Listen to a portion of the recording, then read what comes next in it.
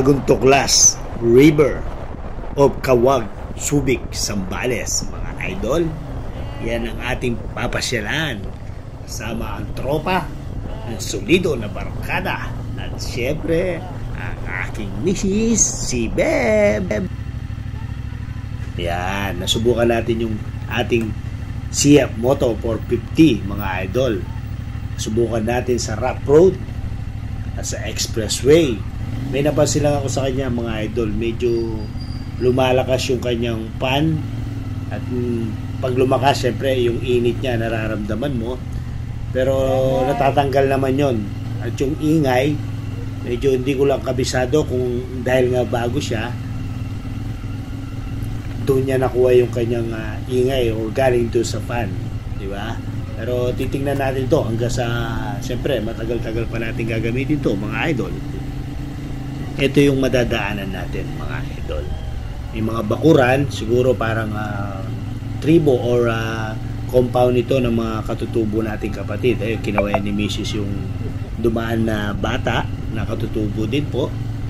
Tapos medyo okay naman ang daan, malikabok nga lang, pero maraming dumadaan dito, mga idol.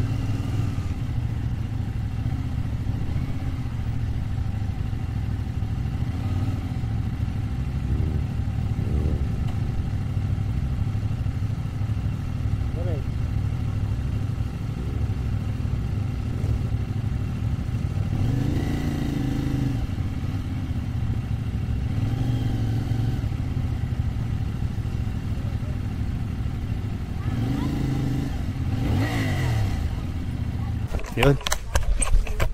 Subukan namin itong bagong tuklas kung may bagong matutuklasan. With Sir Ken.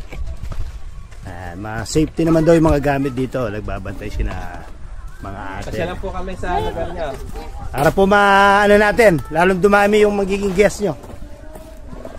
Sabihin nyo sa mga guest nyo, bawal magkalat. Oo. Saan daan? Ay, ito. Ang laki ng parkingan nyo, ayos. Sir, pwede ba po may-ari? Mamaya po pagbalik, kalkalin ko doon sana. Salamat po. Okay po. Ayun, nasa sticker niya sa vlog. Ay, oo nga. Yun o. Thank you. Yun o. Ito yung mga nakapal. Ito yung lalakarin mo pagbaba, mga idol. Siguro mga 15 minutes lang to na paglalakad patungo doon sa river mismo.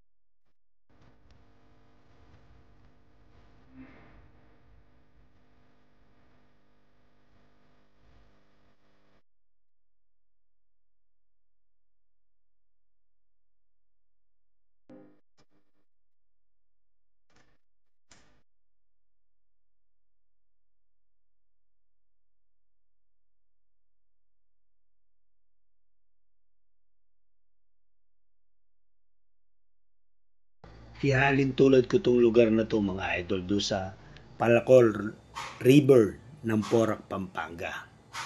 Ito naman mga idol, napakaganda din.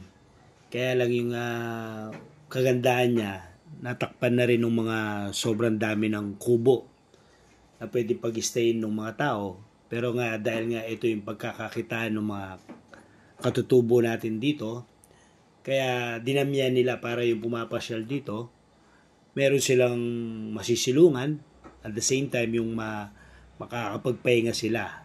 Pero sa dami, ang daming pumupunta na tao dito mga idol. Ayan, nakikita nyo mga naglulundagan. Iba-ibang lugar yan mga idol. At isa nga sa nakita natin dito, yung taga-Mexico, si Kuya Rolly, at saka yung kanyang misis. Shout out! Sir Rolly and Madam. Nakita namin sila dito. From Pampanga rin sila mga idol. From Mexico, Pampanga.